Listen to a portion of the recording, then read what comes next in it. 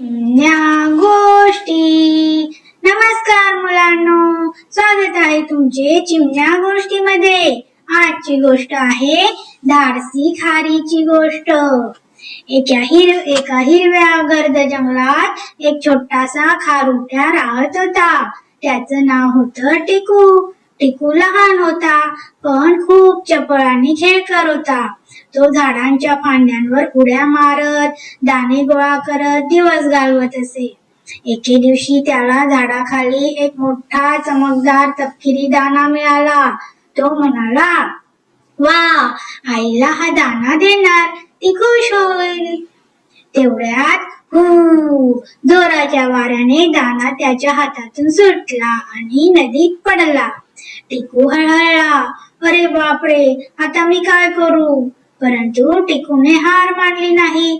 तो लगेच नदीच्या काठाने धावत दाण्याच्या मागे जाण्यास लागला. थोडं पुढे दाणा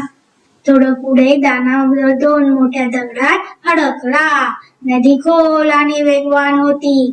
टिकू घाबरला, जर मी पडलो तर, जर मी वाहून गेलो तर. तेव्हा त्याला आईने सांगितलेलं वाक्य आठवलं, धैर्य म्हणजे घाबरूनही योग्य ते करणं. टिकूने खोल श्वास घेतला. मला भीती वाटते पण मी प्रयत्न करणार. तो दगडाला बिलगून हळूहळू खाली उतरला, एक एक पाऊल हळूहळू, आणि शेवटी त्याने दाणा बाहेर काढला. येस, मिळाला. तो आनंदाने उड्या मारू लागला. तो दाणा घेऊन घरी धावला.